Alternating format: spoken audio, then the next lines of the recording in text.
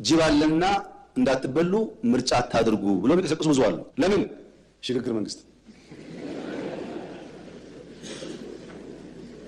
በየትኛው የአፍሪካ ሀገር ውስጥ ምርጫ ሳይደረግ ቀርቶ የሽግግር መንግስት የተፈጠረው? ኤርትራ። የት እናውቃለን? ከየት ተማርነው ይሄንን?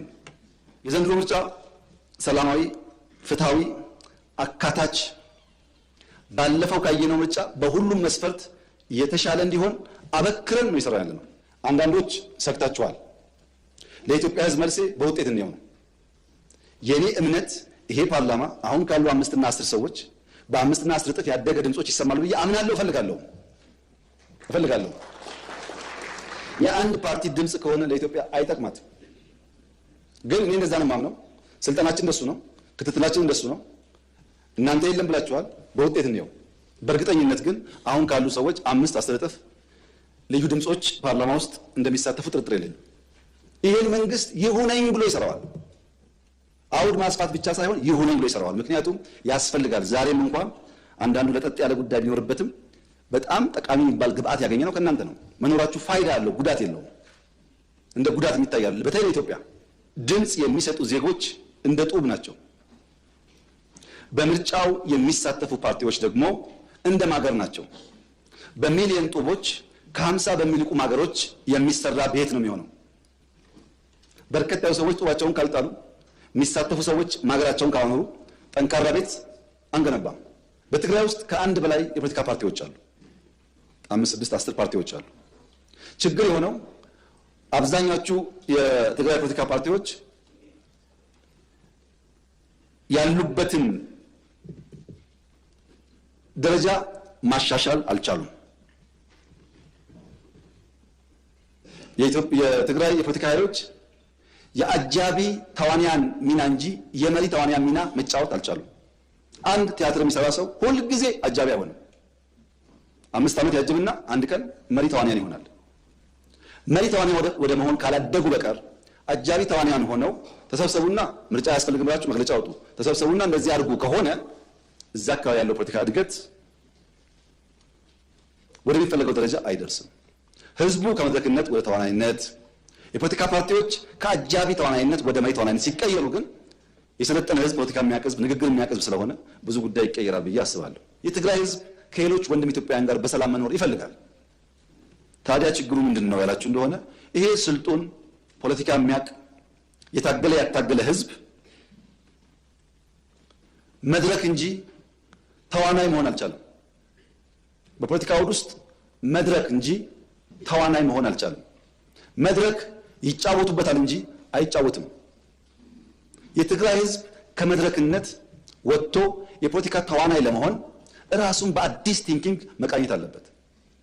ሁል ጊዜ በአንድ አይነት አስተሳሰብ የምንቆይ ከሆነ ብዙ ነገር ልዝ እናደርጋለን። ድሮ አባባል ነው፣ አሁን ግን ይታያል እኮ። መቀሌ ባለፉት 3 ዓመታት እንደ አዲስ አበባ፣ እንደ ባህር ዳር፣ እንደ ድሬዳዋ፣ እንደ ጅጅጋ ተሰርታ ቢሆን ምንድን ነው የምታስቡት? ሁሉም እኩል ገቢ ያለው እኩል ድጋፍ አለው። ሀሳብ ከሌለ ግን ጊዜ ካልሰጠን ግን ልማት አይሰራም። እና የትግራይ ህዝብ በቀጣይነት የፖለቲካ መድረክ ሳይሆን ተዋናይ እንዲሆን መደገፍ ያለበት ይመስለኛል። እዛ አካባቢ ላለው ኃይል በጣም ቀለል ባለ መንገድ መልሴ አንድ አርሶ አደር በሐምሌ ዶፍ ዝናብ ብቻ ሳይሆን መብረቅ እየጣለ ዝናቡና መብረቁ ከማሳው ያላስቀረውን ገበሬ መስከረም ላይ ወፍ ጮኻለችና ወፍ ስለምትጮህ አልወጣም ወደ ማሳ አይሄድም ብሎ የሚፈራ ገበሬ አይኖርም። ዶፍ ደፍሮ መብረቅ ደፍሮ የወፍ ጮት ሲሆን እንደ ሙዚቃ ያየው ይሆናል እንጂ የወፍ ጮትን ፈርቶ ከማሳው አይከለከልም፣ አይቀርም። የዚህ መንግስት ታሪክ ይኸው ነው። አሁን ያለው ድምጽ እንደ ወፍ ድምጽ ነው። ዝናቡ መብረቁን አልፈነዋል። ማንኛውም መጠነኛ ትንኮሳዎች እንደ ወፍ ድምጽ ከማስተናገድ ያለፈ ድካም አይኖርብንምና መሰብሰብ ጥሩ ይሆናል። ሁለተኛው ያልተላቀቀን ላለፉት 100 ምናምን ዓመታት በሞደርን የኢትዮጵያ ታሪክ ውስጥ በየዘመናት ከኛ ጋር የተጓዘው ደግሞ የባንዳነት አመል ነው። በአድዋ ስንዋጋም በሌሎቹም ጊዜያቶች ያልተላቀቀን የባንዳነት አመል ነው። በእርግጥ ባንዳነት ያቆስላል እንጂ አይገልም። ብዙ ባንዳዎች በተደጋጋሚ ኢትዮጵያን አቁስለዋል፣ ማጥፋት ግን አልቻሉም። ሶስተኛው ችግር የጠላቶቻችን ዘመን የማይሽረው ጊዜ የማይገታው ያልተቋረጠ ስጋት ኢትዮጵያ ያደገች ለታ ኢትዮጵያ ስትበለጽግ ኢትዮጵያ ሀያል ጀግና ህዝብ ያላት ሀገር ቀና ካለች ችግር ነውና ሳትነሳ እዛ እናስቀራት የሚለው የአንድ ዘመን አይደለም ያልተቋረጠ ስጋትና ኢንቨስትመንት። እነዚህ ሶስት ጉዳዮች ይመጋገባሉ። ጠላት አለ፣ ስጋት ስላለው ኢንቨስት ማድረግ ይፈልጋል። ቀጥታ የሚቀጠር ባንዳ አለ፣ አመል ነው አይለቅም።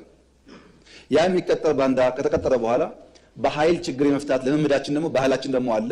ይመጋገቡና በዘመናት መካከል የኢትዮጵያን እድገት እየገቱ የኢትዮጵያን ዜጎች በአብሮነት የመኖር የማደግ ፍላጎት እየተቃረኑ ከኛ ጋር ለመኖር ችለዋል።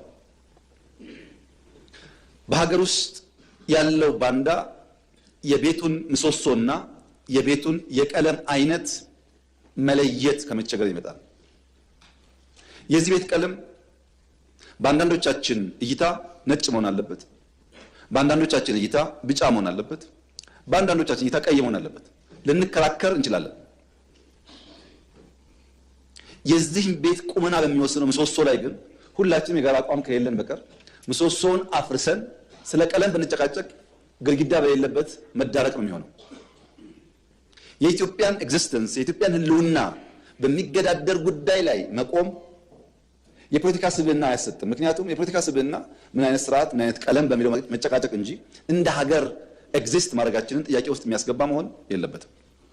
ይሄ ይምታታና የቤቱ ቀለም ይቀየር የሚሉ ሰዎች የቤቱ ምሰሶ ከሚያፈርሱ ሰዎች ጋር አብረው ይቆማሉ። ለምሳሌ የትኛውን ቦታ የሚታጠቅ ሰው ብልጽግና ይውደቅ፣ እኔን እንኳን ብዙ አልጨከኑብኝም፣ አፈጉባኤው ይውደቁ ይሉ ይችላሉ። ነገር ግን ኢትዮጵያ ትውደቅ ከተባለ መጥተው ምን ላይ ይቀመጣሉ ነው። ፓርቲዎች እንዲቀያየሩ ግለሰቦች እንዲቀያየሩ መጠየቅና የኢትዮጵያን ኤግዚስተንስ ጥያቄ ውስጥ ማስገባት የራስ እግር ላይ እንደመተኮስ ማለት ነው። ጠላቶቻችን ጉዳያቸው ማን ተቀመጠ አይደለም። በሚኒሊክ ጊዜም ነበሩ፣ በጃንሆይ ጊዜም ነበሩ፣ በየዘመናት ነበሩ፣ አሁንም አሉ፣ በሚቀጥሉም ይኖራሉ። ቋሚ ፍላጎታቸው ምሰሶውን ማፍረስ እንጂ የቀለም ጉዳይ አይደለም። የባንዳዎቹ ችግር የቤቱን ቀለም አይነት ለመወሰን የሚደረግ ትግልን ምሰሶውን ከማፍረስ ጋር መቀላቀላቸው። ይሄ መማር ለሚፈልግ ሰው ታሪካችን ጥሩ አስተማሪ ነው። አባቶቻችን ተፈትነዋል። አስደማሚ ገድል ፈጽመው ደግሞ ለትምህርት የሚሆን ነገር ጥለውልን አልፈዋል። ለምሳሌ ደጃች ባልቻ አባነብሶ እንውሰድ። ባልቻ አባነብሶ በሚኒሊክ ዘመነ መንግስት ስመጥር ጀግና አርበኛ፣ በአድዋ ድል ውስጥ ከፍተኛ ሚና የነበራቸው የጦር አዋጊ ናቸው። ጃንሆይ ሲመጡ አልተግባቡም።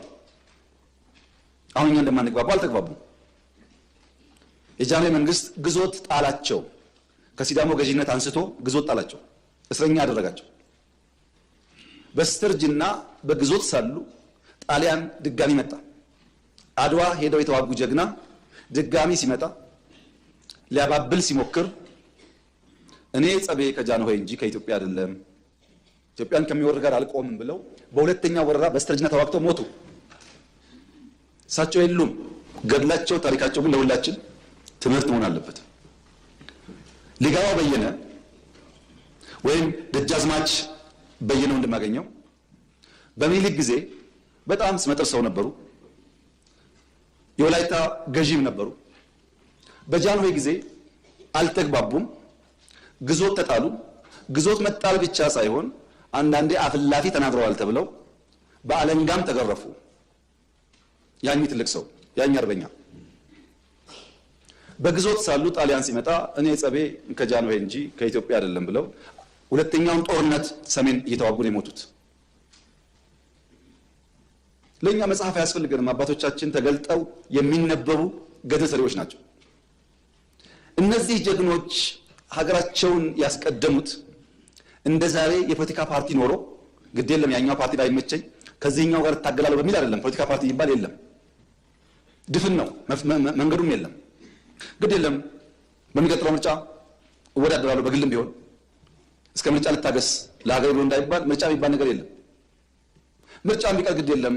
ኢንክሉሲቭ ናሽናል ዲያሎግ ስላለ በዛ ሐሳቤን የኔን ግሪቫንስ ኤራው ተደርጋለሁ ይናገራለሁ እንዳይሉ ውይይት የሚባል ነገር የለም። ግድ የለም ሚዲያ ሶሻል ሚዲያ እንዳይሉ ሚዲያ የለም። ብዙ አማራጭ የላቸውም። ምርጫቸው ግን የኢትዮጵያ ህልውና የኢትዮጵያ ኤግዚስተንስ የኢትዮጵያ ምሰሶ ነው። አሁን ያሉ ሰዎች የበጎች ጸብ ለነብሩ እንደሚመች ነብሩ ሁል ጊዜ የሚፈልገው በጎችን አጋይቶ በዛ ግርግር ውስጥ መጠቀም መሆኑን መገንዘብ እስካልቻሉ ድረስ ጥፋት ይመጣል።